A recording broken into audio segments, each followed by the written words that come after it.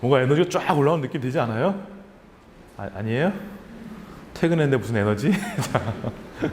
그래요. 이렇게 퇴근하고도 이렇게 교리를 보러 오신 여러분들이 진정 챔피언입니다. 자, 오늘은 저희 서성에서 하는 견진교리 4번째 시간이고요. 제목은 성령과 은총입니다. 자, 여러분들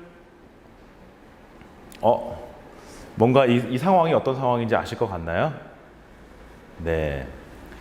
저희가 은총이라고 하면은 사람들은 흔히들 그렇게 얘기합니다. 하느님이 주시는 선물이라고 말입니다. 맞나요? 그렇죠. 하느님이 주시는 선물이라고 이야기를 합니다. 하느님이 주신 선물 참 좋겠죠. 누군가 선물을 들고 오면은 참 기쁩니다. 그리고 그 만남이 더욱더 좋은 만남이 될 수가 있습니다. 근데 어느 날 엄마 아빠가 얘들아 엄마 아프다 아빠 왔다 선물을 딱 들고 왔는데 애들이 와 선물이다 라고 해서 선물만 쏙 가지고 딱 들어가는 거예요. 그러면 어떤 마음이 들까요? 네. 이게 너무 옛날 얘기인가요? 얄미운 사람이라는 말이 절로 나오게 됩니다. 그쵸? 엄마 아빠를 반기지 않고 선물만을 반기고 심지어는 엄마 아빠가 일로 오라고 해도 선물에 정신이 팔려서 오질 않아요. 그러면은 참 슬플 겁니다. 사실 선물이 주인공이 아니에요. 그쵸? 진짜 주인공은 만남을 가지는 그 사람입니다. 어떻게 이런 일이 있을 수 있지? 아닙니다. 이런 이야기는 사실 굉장히 비일비재해요. 방금 말씀드린 대로 자녀와 자식 사이에서도 이런 일은 굉장히 빈번합니다. 또 어떻죠? 연인 관계에서도 마찬가지예요. 그걸 안 주면 날 사랑하지 않는 거야. 거꾸로 됐어요. 이렇게 주는 사람과 선물이 완전히 바뀌어버리는 경우. 그리고 이것은 우리 사람과 하느님 사이에서도 종종 일어나는 일입니다. 하느님 제발 은총 좀 주세요. 주셨네. 감사합니다. 잘 받았어요. 그럼 이제 가세요. 계속 있는 건 부담스럽거든요. 우리 각자 갈 길 가시죠. 다음에 찾으면 또 오세요. 너무 노골적이었나요? 왜요? 저도 가끔 그런 생각이 드는데. 그러면서 우리가 이 선물에만 생각할 그런 마음을 가지고 마음을 빼앗기는 것을 우리는 볼 수가 있습니다.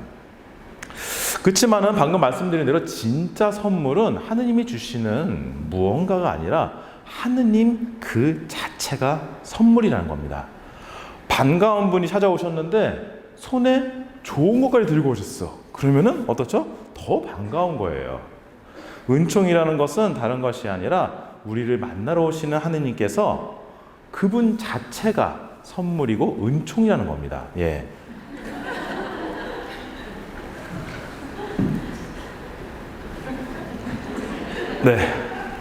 이거 리본에 반짝이에서 좀 다 떨어져가지고 지금도 얼굴에 붙어 있는데. 그렇지만은 이런 선물에만 눈이 팔리는 것이 아니라 정말로 주시는 그분에게 우리가 간절한 마음을 가지는 사람들도 있습니다. 어떤 사람들이냐면은 바로 간절한 사람들입니다. 간절함을 갖고 있는 사람들. 사실 저는 병원에 와서 이런 간절함을 갖고 계신 분들을 참 많이 봤어요. 평소에는 내가 다 해결할 수 있을 것 같고 내 힘으로 뭔가 다 할 수 있는 것 같지만은 도저히 내 힘으로는 해결할 수 없고 어디에 기댈 데도 없고 그런 사람들 같은 경우에는 정말 하느님이 아니면 안 되는구나. 정말로 하느님께서 오셔야 되는구나 라고 하면서 그분께 의탁을 하려고 합니다. 그저 함께 있어 주시기만을 청하면서 그러면은 하느님께서는 그런 사람을 반드시 찾아주셔요. 신기하게도요. 왜 하느님께서 그렇게 간절한 사람들을 찾아주실까? 우리가 임마누엘 하느님이라 얘기합니다. 우리 성탄 때 임마누엘 많이 하는데 이게 히브리어거든요. 이게 이제 그 읽는 방이 거꾸로입니다. 그래서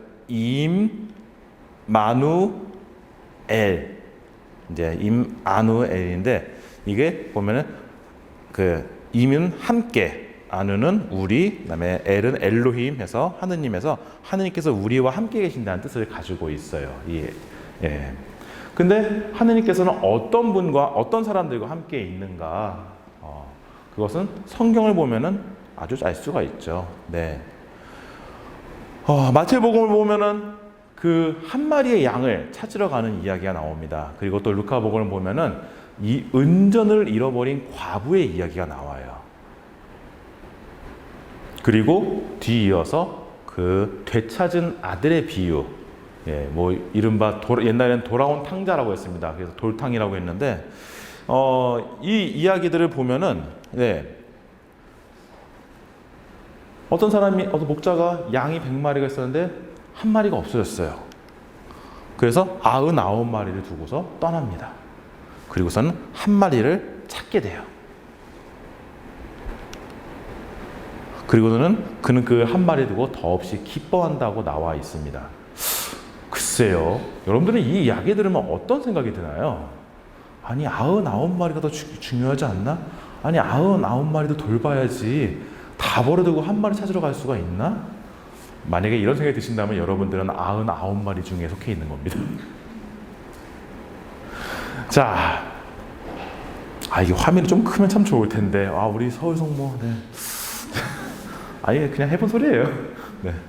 자, 여기는 은전 한 입을 잃어버린 과부입니다. 이 과부는 그걸 찾기 위해서 온 집안에 등불을 켜고서 지금 괴짝도 뒤지고 다 뒤지고 있는 것이에요. 자, 이렇게 잃어버린 양 한 마리, 그다음에 은전 하나를 보면은 그 간절함이 느껴집니다. 이 과부에게 은전 한 입이라는 것은 말 그대로 전 재산이에요. 전 재산. 와, 그것이 없어졌을 때 어떤 느낌이었을까요? 이 사람한테는, 전부인 사람한테는 하늘이 무너지는 느낌이었을 거예요. 이게 어디 갔을까? 내가 어디서 잃어버렸을까? 혹시 누가 훔쳐간 것은 아닐까? 내가 이걸 찾을 수 있을까? 그렇게 뒤지고 쓰다가 찾았을 때 그 사람은 어떤 느낌이 들었을까요? 내가 은전을 찾은 게 아니라 은전이 나를 찾아준 기분일 거예요. 와, 얼마나 기뻤으면 주변 사람들을 다 찾아가서 내가 이걸 찾았다고 성경에 나와 있습니다. 99마리 양과 한 마리의 양도 마찬가지입니다. 그 순간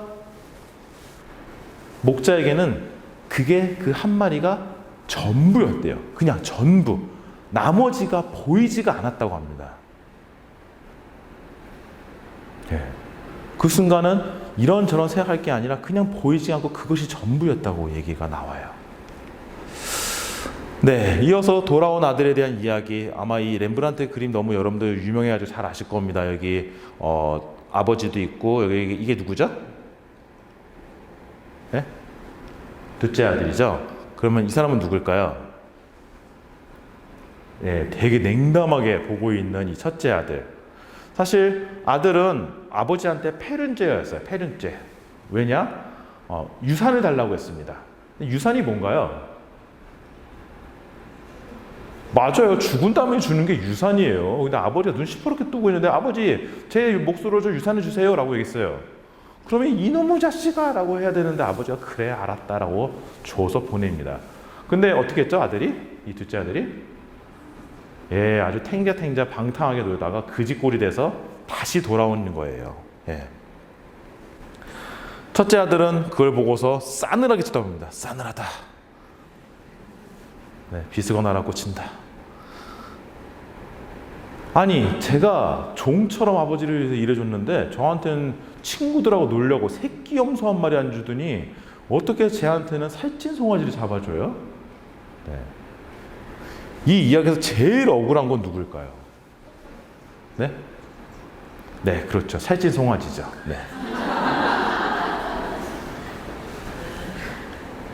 이 싸늘하게 쳐다보는 이 눈빛이 있는데 하지만 이 아버지는 죽었던 네 동생이 돌아왔다. 그리고 내 것이 다 네 건데 왜 그렇게 그러니? 그러지 마라. 라고 달래주는 이야기가 나옵니다. 자, 한번 다 같이 따라 읽어볼까요? 네, 잘하셨네요. 3번은 연속해서 해보겠습니다. 시작! 스플랑크 니조마이, 스플랑크 니조마이, 스플랑크 니조마이. 잘하시네요. 네, 훌륭하십니다. 이거는 히라워입니다. 얘는 여기서부터 읽어요. 자, 아, 이거 많이 보지 않았어요? 이런 글씨? 우리 저기 의대. 아, 뭐라고 써있더라? 까먹었다. 로고 아닌데? 의대 그 1층 그 송이가 보면은 히라보로 써있잖아요. 크게. 예, 히라보입니다. 히라보. 네. 자, 이 뜻은 애간장이 녹는다. 가엾이 여긴다.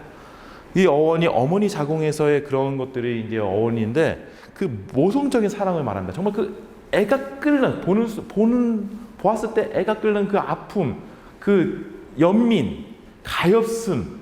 그래서 예수님께서 성경에 나오는 가엾은 마음이 들었다. 군중을 보니 가엾은 마음이 들었다. 저 사람 보니 가엾은 마음이 들었다 할 때 이 히라보인 스플랑크 니조마이 단어를 씁니다. 성경에서는요. 바로 이 한 마리의 양을 찾으러 간 목자도 그리고 이 아버지도 그 다음에 이 이야기에 나오는 과부에 대해 보는 그 사람들도 다 똑같이 아주 그 관통하는 이야기는 바로 그 애잔함이에요. 애잔함. 봤을 때 그냥 마음이 동하는 바로 그런 이야기라고 할 수 있겠습니다. 네. 여러분들은 부모가 자녀를 사랑할 때 어떨 때 정말로 사랑한다고 생각하시나요? 어떨 때 제일 이쁘던가요? 네? 잘할 때. 잘 때. 더 이상 말도 안 하고 떠들지도 않고 뭐 물어보지도 않고 네, 천사 같은 역시 아이들은 잘 때 천사 같죠? 네. 자, 또 어떨 때 이쁜가요? 야, 어느 날 100점짜리라고 딱 시험지 들고 오고 나 회장 됐어 하면은 그건 부담인가요? 엄마 나 복사하고 싶어 그렇게 무섭다면서요 이 말이. 네. 자, 아무튼 이 친구가 정말로 자녀가 잘 나갈 때에도 이뻐 보이지만은 우리 부모님들을 얘기하실 때 그 자녀가 뭔가 짠하게 느껴질 때 그때 정말로 깊은 사랑이 올라온다고 얘기를 하시더라고요. 네. 그래서 애들이 이걸 너무 잘 알아요. 그래서 실제로 애들이 어떤 일이 벌어지죠? 엄마의 사랑이 조금씩 멀어질 때, 아주 어렸을 때는 괜히 막 넘어져서 아픈 척해요. 막 울고 포해달라고 막 괜히 배 아프다고 하고 있고 관심 받으려고 실제로 너무 잘 알고 있는 거예요. 자, 근데 아무튼 그 10손가락 깨물어서 안 아픈 손가락 없다는 사실 거짓말입니다. 어느 손가락은 아무리 깨물어도 잘 모르겠고 어떤 손가락은 바람만 스쳐도 아픈 손가락이 실제로 존재합니다. 근데 정말 뭐 인간적인 나약함이라든가 뭐 인간적인 그런 편견과 그다음에 뭐 집착과 이런 걸 다 떠나서 정말로 부모의 깊은 사랑을 볼 때에도 그 자녀가 짠함이 느껴질 때 정말 깊은 사랑이 느껴져요. 네. 아니라고요? 네. 화가 난다고요? 네.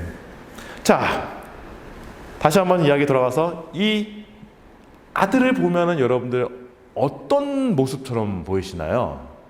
이 렘브란트가 굉장히 이거를 의도해서 그렸거든요. 어떤 모습처럼 보이나요? 일단 얼굴이 잘 안 보여요.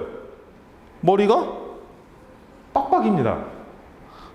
그리고 신발도 홀로덩 벗겨져 있고 이거 뭐 그냥 그지꼴이라는 걸 강조하는 건데 옷 색깔도 그렇고 마치 안겨 있는 모습도 그렇고 엄마 뱃속에 있는 아기 같은 모습을 하고 있어요.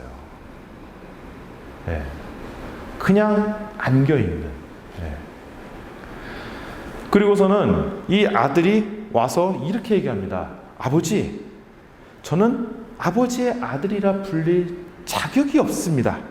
저를 아버지의 품팔이꾼 가운데 하나로 삼아 주십시오 라고 이야기합니다. 아버지, 저는 아버지의 아들이라 불릴 자격이 없대요.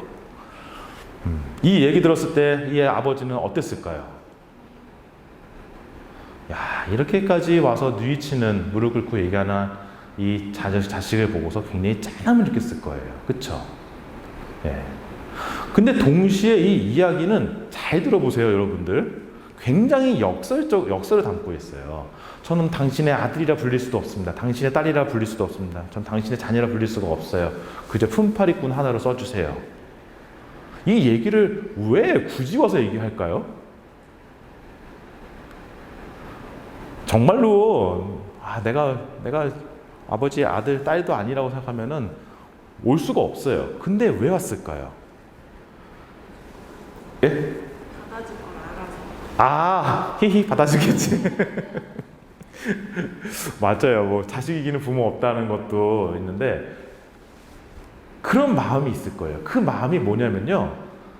그 말에는 아주 모순적이게도 나는 당신의 자녀입니다라는 걸 강력하게 주장하고 있는 거예요. 제가요, 당신 아들이에요. 제가 당신 딸입니다. 저요, 당신 자식입니다. 아주 강한 호소가 담겨 있는 거예요. 그러면서 정말로 그 자녀로서의 주장을 하고 있는 겁니다. 자녀다운 주장을. 예. 이 이야기가 이 아버지한테는 아주 깊은 호소로서 그리고 목 놓아 우는 걸로 들렸을 거예요. 제가 당신 자식이지 않습니까? 예. 저를 좀 살려주세요. 라고 하고 있는 이 얼굴 표정을 어떻게 상상할 수 있을까요, 여러분들? 시편에서도 이렇게 나옵니다. 제사를 당신이 즐기지 않으시고 번제를 드려도 받지 아니하시나이다. 하느님, 나의 제사는 통회의 정신, 하느님은 부서지고 낮추인 마음을 낮추하니 보시나이다. 반성하고 스스로 낮추는 것을 하느님께서는 제일 기뻐하신다고, 제사보다도 이런 이야기를 하고 있습니다. 하느님 입장에서는 사실 가엾지 않은 인간은 아무도 없을 거예요. 그렇지 않을까요? 네, 부모님 입장에서도 잘 나가는 자식도 뭔가 짠하고 못 나가는 자식은 못 나간다고 짠하고 우리 부모님 입장에서 사실 그렇거든요. 근데 하느님 입장에서는 우리를 볼 때 우리가 짠하지 않고 연민이 안 드는 사람은 아마도 아무도 없을 겁니다. 그렇지만은 이 아무 힘도 낼 수 없는 자식이 와가지고서 제가 당신 자식이지 않습니까? 라고 하면서 이야기한다면은 무슨 말을 할 수 있을까요, 여러분들? 이 아들은 무슨 말을 했을 것 같습니까? 제일 첫 번째로.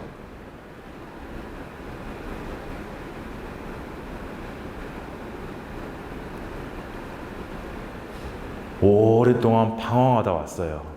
그지꼴이 돼서 왔습니다. 겨우 안 죽고 살아 돌아왔어요. 그런 아들이 무슨 얘기를 할까요, 아버지한테요?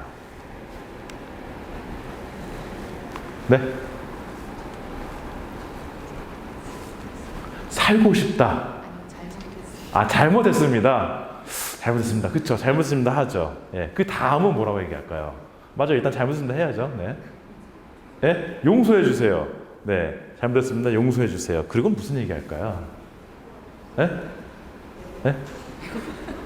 배고파요. 배고파요. 정답입니다. 정답이에요. 네. 네, 선물입니다. 네. 네, 우리 칭스토바 성모님입니다. 블랙 마돈나라고 불리는. 맞아요. 저 배고파요. 밥 좀 주세요예요. 네. 근데 잘 생각해 보면은 사실 부모한테 이것보다 더 강력한 말은 있을까요? 저 배고파요. 밥 좀 주세요. 진짜 죽을 것 같아요. 예. 저는요, 정말 제가 당신 자식입니다. 저 배고프니까 밥 좀 주세요 하면은 그 어떤 부모도 저는 다 넘어갈 거라 생각해요. 예. 안 받아주는 부모는 없을 거라 생각합니다. 밥 좀 주세요. 저 진짜 배고파요. 예. 아버지, 어머니, 엄마, 아빠, 밥 좀 주세요. 예. 그리고 사실 이것은 정말로 가장 밑바닥에 내려가고 가장 절박한 사람이기 때문에 할 수 있는 말이에요. 예. 그렇지 않으면은 또 뭐 체면 차리고 빙빙 돌려 얘기하고 뭔가 피해갈 수 있는 그런 이야기를 하겠지만은 정말로 간절했기 때문에 그런 이야기를 한다는 겁니다. 아까 하기 전에 잠깐 말씀을 드렸어요. 여러분들, 우리 아이들은 언제를 산다고 했죠? 예, 오늘만 산다고 했습니다. 바로 현재를 산다고 했어요. 이 아이들은 미래에 대한 걱정으로 잠을 못 이루는 적이 없습니다. 과거에 대한 상처 때문에 뭔가를 못하지 않아요. 그저 지금만을 살아갑니다. 그 이유는 엄마 아빠가 다 해주니까. 진짜 신기하지 않습니까? 애들은요 굉장히 당당하게 얘기합니다. 엄마 밥, 아빠 밥. 누가 보면 맡겨놓은 줄 알아요. 심지어는 어떻죠? 양말 신을 때도 뭐 신을까 물어봐요.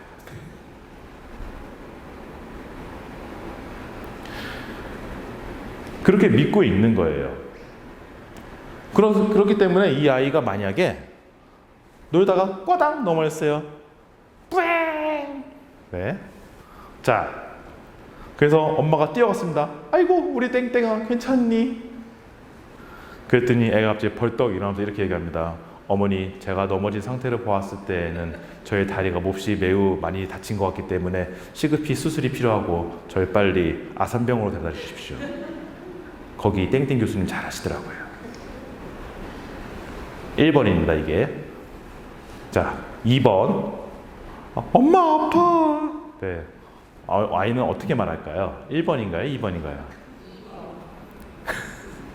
1번을 말하는 친구 아무도 없어요. 그렇죠? 애는 그냥 아파라고 하면 울면 됩니다. 그러면 어떻게 되나요? 엄마, 아빠가 알아서 다 해줘요. 알아서 해줍니다. 근데 우리는 늘 기도를 바칠 때 어떤 기도를 바칠까요? 하느님, 저는 꼭 아산병원 가고 싶어요. 서울 성모 싫어요. 아, 저는 지금 수술을 해야 된단 말이에요. 왜 입원 안 시켜주냔 말이에요. 이거 이상하다, 이거 얘기가. 네, 우리는 그런 기도를 바치고 있습니다.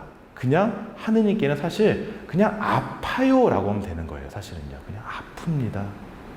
네, 배가 고픕니다. 라고 이야기하면 되는 거거든요. 그러기만 하면은 됩니다. 우리가 누구죠? 우리는 하느님의 자녀입니다. 자녀. 그러면은 자녀는 자녀다운 기도를 바쳐야 돼요. 그쵸? 근데 우리는 늘 어떤 기도를 바치냐면은, 거래처에서 거래하는 사람들한테 이야기하듯이 기도를 해요. 주님, 제가 비록 천주교인이지만 요번이 잘 되면은 10,000원을 내겠습니다. 제가 지금까지 성당을 몇 년 다녔는데요. 앞으로 묵주기도 꼬박꼬박 하겠습니다. 이런 거래처에서 하듯이 기도를 합니다. 혹은 어떤 기도를 바치죠? 자판기를 뽑으러 온 사람의 기도를 합니다. 내놔요, 빨리. 돈 먹었어? 라는 기도를 합니다. 혹은 어떤 기도를 바치나요? 아까 1번과 같은 기도를 바칩니다. 도와주시긴 도와주시는데 내가 세세하게 다 하는 대로, 내가 원하는 대로 도와주셔야 돼요. 네. 우리는 그런 기도를 바치고 있습니다. 하지만 그렇지 아니에요. 그러면 안 돼요. 우리는 자녀다운 기도를 바칩니다. 자녀다운 기도. 아까 정말로 간절하고 힘든 사람은 어떤 이야기를 한다고 했죠? 그냥 있는 그대로 배고픕니다. 밥 좀 주세요. 엄마 밥 좀 주세요. 아빠 밥 좀 주세요. 하는 것 같은 어린아이 같은 기도를 한다고 했어요. 이게 만약에 잘 이해 안 되시는 분들은 아이들이 엄마 아빠한테 어떻게 말을 하는지를 좀 잘 관찰하실 필요가 있어요. 어떤 방식으로 와서 얘기하는지, 무엇을 이야기하는지, 그리고 왜 이야기하는지, 이거를 잘 관찰할 필요가 있습니다. 네. 어떻게 그렇게 유치하게 그래요? 나 뜨거워서 못하겠어요. 네. 근데 우리가 하느님 앞에서 무엇이 부끄럽고 또 무엇이 창피하겠습니까? 예전에 뭐 그 인간세상 뭐 인간극장 이런 거 보면은 이제 막 그 장수 3대 막 이런 거 나오면은 막 그 아버지 할아버지 100살 그 아들 80 손주 60 막 이런 집안들 얘기 나옵니다. 그러면 이제 막 그 80 아들이 아우 아버지 그만 좀 하시라고 내가 나이가 몇 살이냐고 그러면은 아버지가 뭐라고 말씀하시죠? 할머니가 뭐라고 말씀하시죠? 네가 200살을 먹어봐라. 내 눈에는 애기지. 그래서 실제로 그것 때문에 그 70, 80 먹은 아들 딸들이 그 100살 할머니 할아버지 앞에서 이렇게 재롱 부리고 춤추고 정말로 그런 것들도 하고 하는데 참 그런 거 보면 참 저는 참 멋있습니다. 아름답고요. 인간 부모가 봤을 때에도 80이 돼도 야 네가 내 눈에는 어린애로 보인다고 하는데 하느님이 우리를 보실 때는 아이고 깐난쟁이 애기보다도 더 안쓰럽고 더 이쁘고 그리고 더 우리를 자녀로서 보고 계시다는 거예요. 우리가 하느님 앞에 그럴 필요가 전혀 없습니다. 없어요. 아까 말씀드린 대로 정말로 우리가 어린아이와 같이 되지 않으면은 예수님께서 말씀하십니다.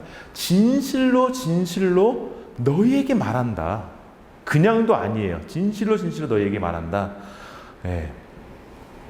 누구든지 물과 성령으로 태어나서 다시 아이처럼 되지 않으면은 하나님 나라에 들어갈 수가 없다라고 이야기하는 겁니다. 그쵸. 제가 방금 말씀드린 대로 정말로 이거를 하려니까 아우 내가 뭐 다시 뭐 엄마 뱃속으로 들어가야 돼 라는 생각이 들 텐데 진짜로 그래서 예수님과 만난 니코데모라는 그 바리사이파 아주 유명한 사람인데 그 사람이 이렇게 물어본 거예요. 아니 제가 예수님 스승님 제가 나이가 몇 살인데요 제가 엄마 뱃속으로 들어갈 수는 없잖아요. 아니다. 내가 진실로 말한다. 물과 성령으로 태어나야 된다. 태어난다라는 것을 강조하셨어요. 자, 우리는 그러면은 어떻게 할 수 있을까요, 여러분들?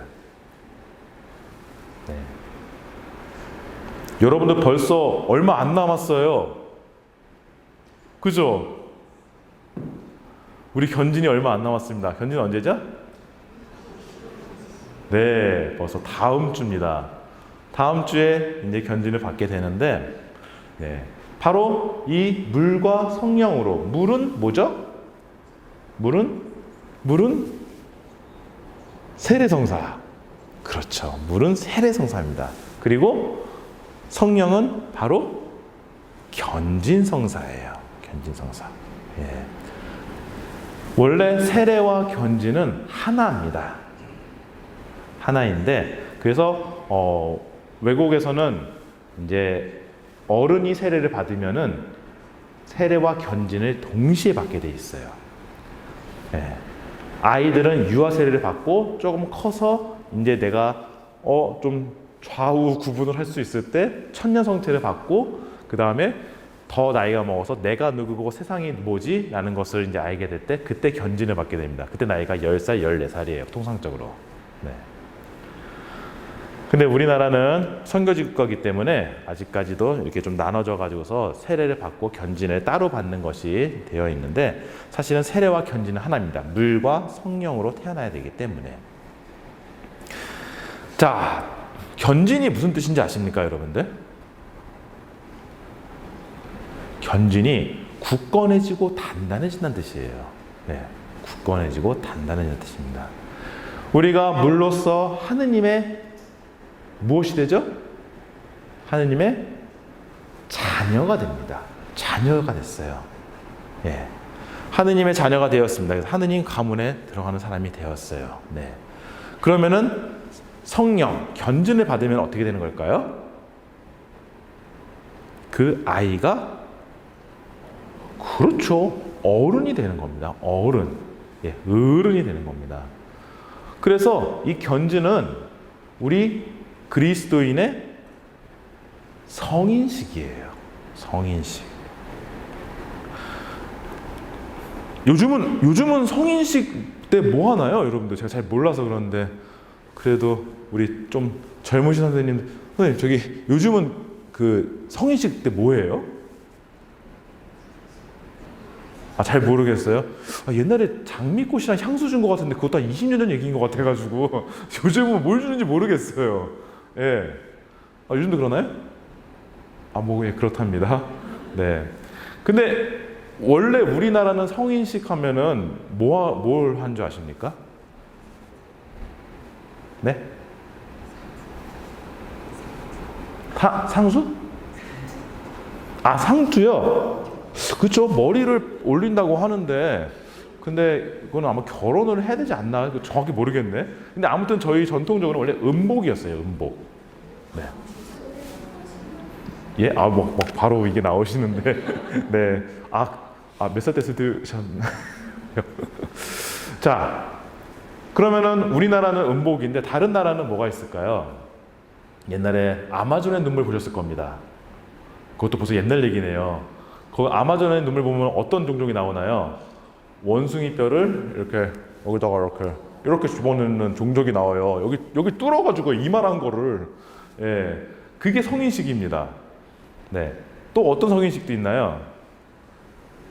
원래 번지 점프는 성인식이었습니다, 여러분들. 그리고 또 뭐 어떤 종족은 그런 것도 있어요. 이렇게 장작 깔아놓고 세 발자국 이상 걸어가야 되는 그런 거 있어요. 와, 우리나라는 그런 거 아니에요. 정말 다행이죠. 네. 근데 그 성인식을 왜 할까요, 여러분들? 성인식은 통과 의례입니다. 통과 의례. 그 말인즉슨 그것을 통과한 사람은 자격을 얻지만 통과하지 않으면 자격을 얻지 못한다는 뜻이에요. 그래서 아무리 나이가 많아도 여기 뚫어가지고 이거 못 만들고 번지점프 못 뛰면은 어른이 못 되는 거예요. 그 통과를 해야 되는 겁니다. 그 어려움을 극복해내고 그 공동체 안에서 인정을 받아야 돼요. 자, 그러면 우리 그리스도인의 성인식은 뭘까요? 네, 뭐 최소한 뭐 이렇게 뭐 곤장이라도 맞아야 됩니까? 우리 한국 천주교회의 전통대로 네, 바로 성령을 받는 거예요, 여러분들. 성령을 받았을 때 비로소 어른이 됐다고 합니다. 네. 그러면은 왜 이런 얘기가 나오느냐? 그것은 바로 이 그림에 나오는 데 힌트입니다. 여기 있는 분들이 누구신가요? 이분은 누구실까요? 이게 가운데에 계시면 무조건 성모님이에요. 그렇죠? 네. 여자면 성모님, 남자면 예수님이죠. 자, 그럼 옆에는 누굴까요? 네, 이게 반짝반짝하신 분도 계시고, 네. 바로 사도들이었어요. 사도들과 여인들이 있었는데, 사실 여기가 장소가 어딘지 아십니까, 여러분들? 다락방 누구세요? 다락방 박수. 네. 네, 선물이 떨어져서 바로 다락방이었습니다. 근데 여러분들 다락방 들어가 보셨나요? 그 다락방이라는 데는 지붕이 있으면은 그 공간이기 때문에 3대 조건을 다 갖추고 있습니다. 어둡고 습하고 그다음에 좁고 그것을 다 갖추고 있는데 이 많은 사람들이 다락방에 있었어요. 왜 다락방에 있었을까요? 도대체 왜 있었지? 숨어 있었다고요? 그렇구나. 잘 배우셨네요. 누구한테 배운지 모르겠지만 바로 숨어 있었던 거예요. 다락방에. 그럼 왜 숨어 있었을까요? 간단하죠.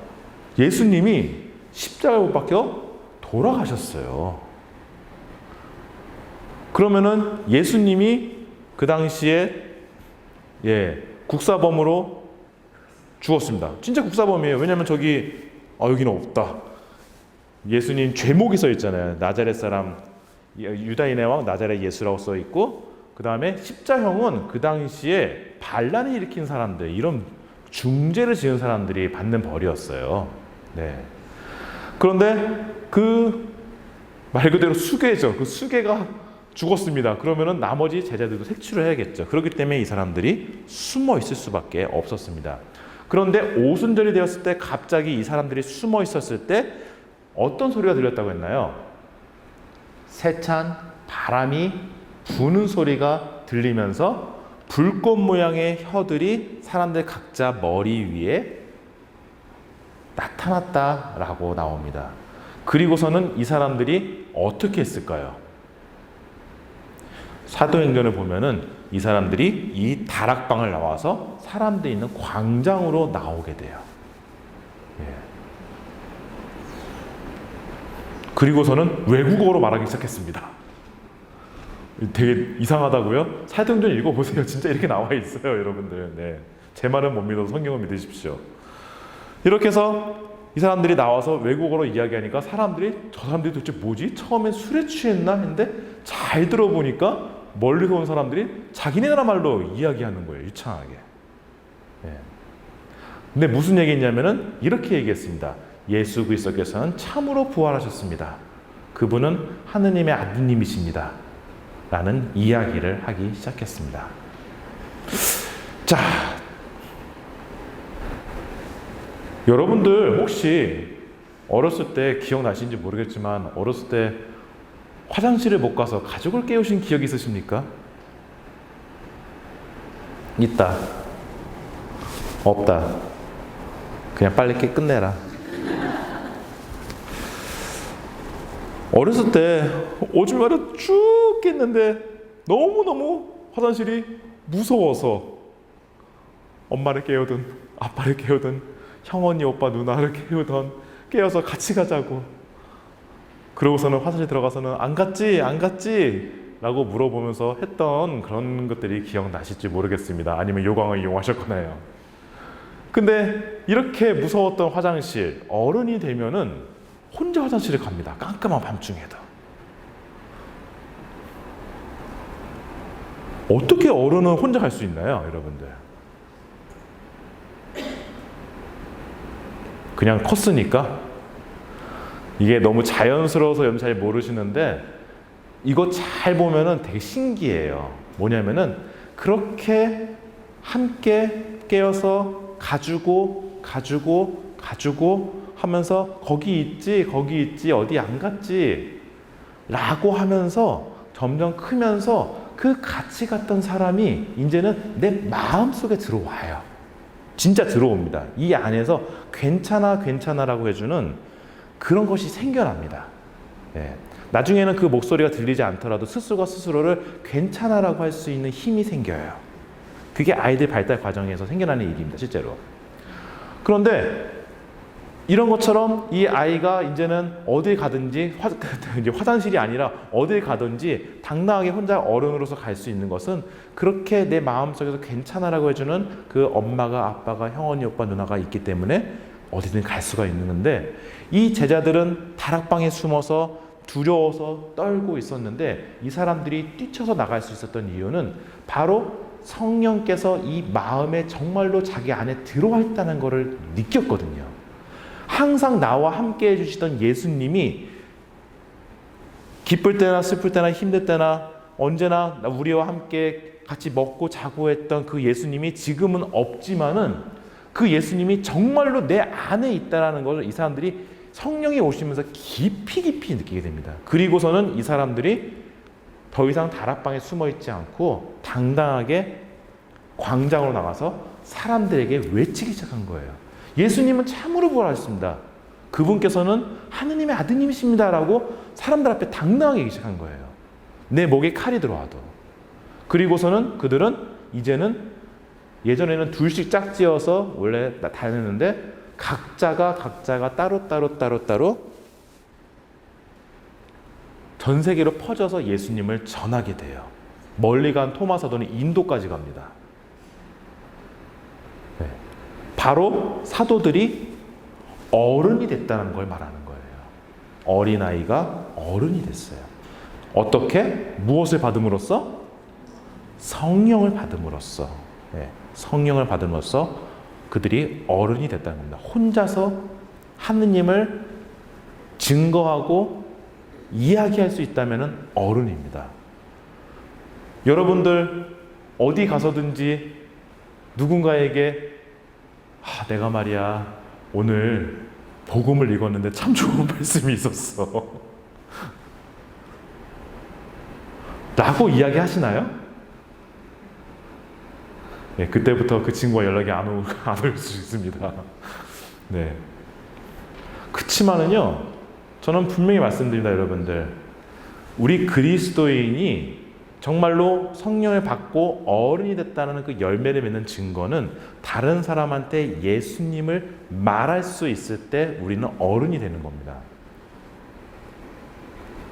사실 복음을 전하는 것과 웃긴 얘기를 하는 것은 공통점이 많아요. 여러분들 웃긴 얘기 듣고 오면 어떻게 되죠? 가끔 할머니들 보면 어디서 웃긴 얘기 듣고 오셨는데 얘기해 주려는데 얘기는 기억이 안 나고 웃긴 것만 기억나. 그래서 하하호 이렇게 웃다가 끝나시는 경우도 있는데, 웃긴 얘기는 아무도 묻지 않아도 혼자 있는데도 말하고 싶어요. 말하고 싶어서 안달이 납니다. 전하고 싶어서. 그리고 이걸 말한다고 쌀이 나오는 것도 아니고 밥이 나오는 것도 아니에요. 하지만은 그냥 그 사람이 웃는 것만 봐도 내 보상이 됩니다. 근데 복음도 그래요. 복음도 내가 정말로 기쁘고 이것이 나한테 위로가 되는 말씀이었으면은 사람들한테 얘기하고 싶어서 안달이 납니다. 그리고 그냥 그것 자체만으로도 기뻐요. 예. 자, 그래서 여러분들 오늘 여러 가지 이야기를 했습니다. 네. 우리가 정말로 물과 성령으로 다시 나야 됩니다. 물로서 하느님의 자녀가 되었다면은 하느님께 기도를 바칠 때에는 자녀다운 기도를 바쳐야 한다고 얘기했습니다. 뭐 거래하듯이 혹은 요청 내놓으라는 듯이 협박하고 그런 것이 아니라 정말로 자녀가 부모한테 이야기하듯이 그냥 있는 그대로 얘기를 해야 돼요.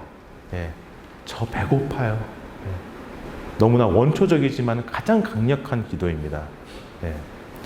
그리고 그렇게 자녀된 우리가 하느님과 관계 안에서 이제는 성령을 받고서 어른이 된다면은 그 다음부터는 내가 어디 가서든지 주님을 전할 수 있는 그런 사람이 되어야지만이 진짜 어른이 됐다라고 이야기할 수 있습니다. 이제 여러분들 곧 얼마 남지 않았습니다. 다음 주면은 여러분들 바로 그 성령을 받게 되실 겁니다. 성령을 받게 되시고 여러분들 정말로 굳건해지고 단단해져 가지고서 어디서든지 정말 어른으로서 성숙한 그리스도인으로서 살아가실 수 있었으면 정말로 좋겠습니다. 자, 마지막으로 질문 있으신가요? 여기서 질문하면 눈치 없는 건가요? 나중에 끝나고 나갈 때 야, 너 제정신이야 막 이런 소리 들을까봐 그럴 수도 있겠지만 정말 날이면 날마다 오는 기회 아닙니다. 혹시 궁금한 거 있으시면 질문하십시오. 아담과 하와는 배꼽이 있습니까? 없습니까? 이런 질문도 좋습니다. 아담과 하와는 배꼽이 있나요? 없나요? 있다. 없다. 왜 있나요? 있으면. 사람이니까? 네. 네. 연결을 해줘야 되니까. 그렇군요. 없다 하신 분. 갑자기 아무도 없네? 네. 왜 없나요? 없으면. 네? 엄마 뱃에서 태어난 게 아니니까? 그렇군요. 정답은? 저도 모르겠습니다. 나중에 예수님 만나시면 좀 물어보세요. 근데 이런 의문을 갖는 게 중요해요. 이게 실제로 미국 청소년 교리서의 제목입니다. 네, 실제로 그런 거예요. 거기에 대답해줘야 되는 거 아닙니까? 네, 함께 얘기도 해보고. 자, 이런 질문도 좋습니다. 날이면 날마다 오는 기회 아닙니다. 진짜 없어요? 그냥 빨리 가자는 게 복음이죠? 네, 좋습니다. 오늘 수고 많으셨고요. 다음 주에 멋진 모습으로 보는데 먼저 공지 하나 있습니다. 여러분들 견진 받기 전에 뭘 먼저 해야 되죠? 네, 다 함께 크게 외쳐볼까요? 시작! 네, 고해성사 하셔야 돼요. 지금 벌써 몇 분 저한테도 연락 오고 했는데, 그래서 고해성사 꼭 보시고요. 저기 주말에 본당에서 보실 수 있는 분들은 기회 놓치지 마시고 꼭 보고 오세요. 여러분들 밥 먹기 전에 손 씻잖아요. 목욕제기 하는 것처럼 꼭 하십시오. 그리고 그 견진 당일날 연습하면서 그때도 잠깐 드릴 수 있을 거니까 정말 정 못 보신 분들은 그때 이용해서라도 꼭 보시고 견진성사 받으시기 바랍니다. 아셨죠? 네. 그래서 꼭 깨끗하게 오셔가지고서 견진 받으세요. 자, 그러면은 우리 마지막 기도는 사실 기도문은 아니지만 너무 내용이 좋아가지고 갖고 왔습니다. 그 성령이 아니시면을 우리 함께 성호경 읽고서 마치도록 하겠습니다. 성부와 성자와 성령의 이름으로 아멘. 시작.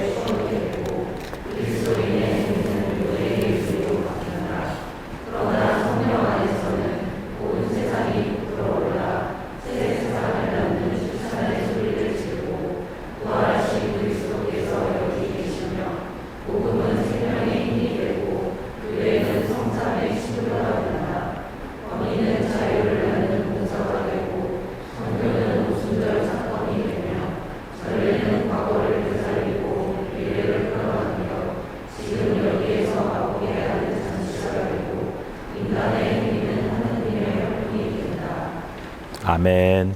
성부와 성자와 성령의 이름으로 아멘. 네, 수고하셨습니다. 조심히 들어가세요.